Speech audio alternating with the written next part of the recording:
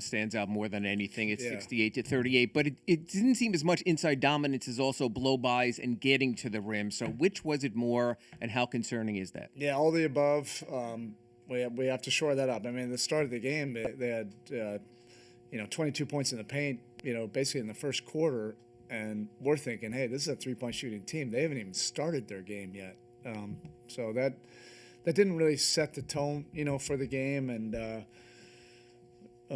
we also got introduced, to the team that's first in the East for a reason. Every time we were able to get the thing to anywhere from 8 to 12 to 13 points, if we made any kind of poor decision offensively, either shot selection or just decision making, it turned into a 6-8 point run immediately.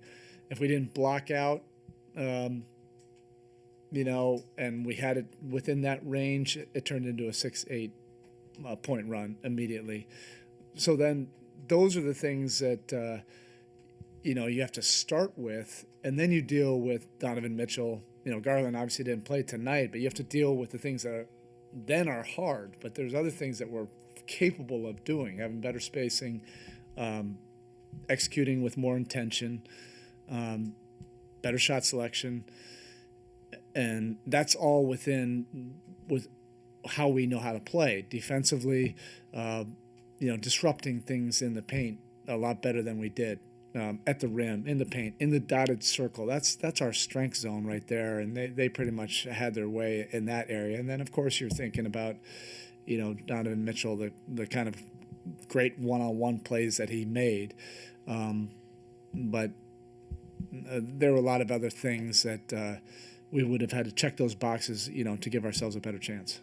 It obviously wasn't Galo's best game on either end, but what lessons can we learn from a game like this where he's going up against a front line of Mobley and Allen? Yeah, that they're capable inside the circle, and there's a lot of decision making there.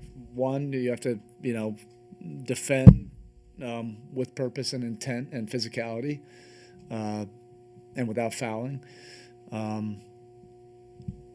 Not giving up the short hooks or things right at the rim, at a high rate, but also then with their spacing, not just chasing unrealistic blocks, that opened up things, as well. That's part of it. Their spacing is very good, so there's a lot of decisions that you have to make, underneath the basket when you're rotating.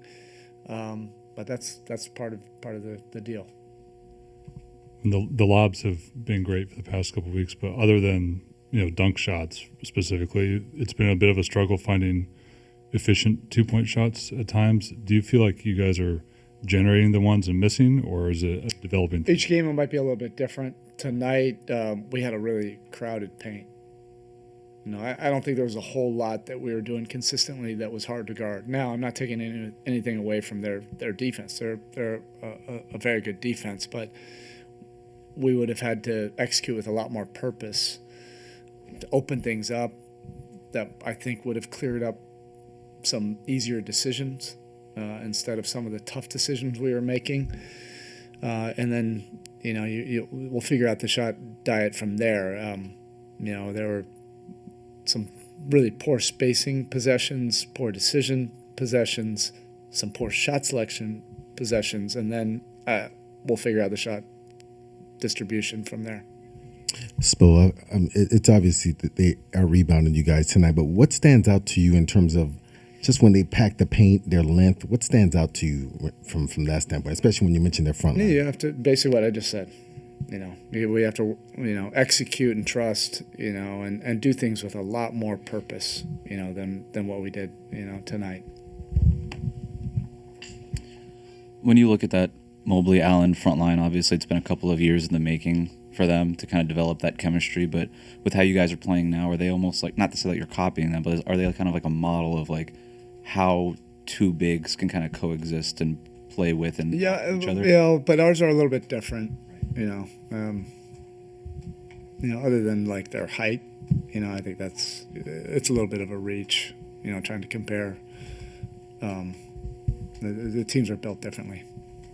Coach, the possession battle was a bit of a struggle tonight as well. Offensive rebounds and second chance opportunities, and like you guys, you got to the free throw line more often and made more threes. But what's the challenge of digging out that hole if you can't? Yeah. If you're only having like one possession at a time. I feel like I'm on repeat right now. Some of the decision making, poor spacing that was leading to some poor decisions, and then there were some outright poor decisions, and then the rebounding again. We're a bigger front line.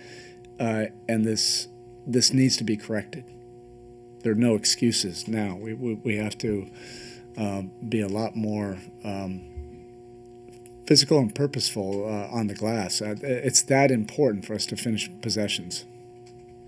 Hey, Coach, it's the first game this season that you saw Max Strus playing now for the Cavaliers. Can you say something about his game, what you saw, how he developed, also that he reached now the 600 3-point mark? Yeah, Max is way more than just a 3-point shooter.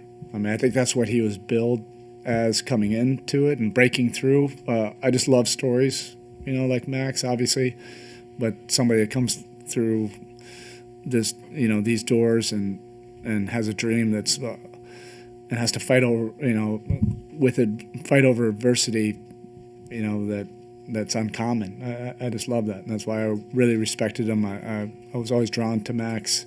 He has a toughness. He's a great competitor. And he was a D2 guy, that had to work his way through DePaul, and then the G League, then dealing with an injury. That's a lot of fortitude. It's just a great story. He's earned everything he's gotten. All right, thank you.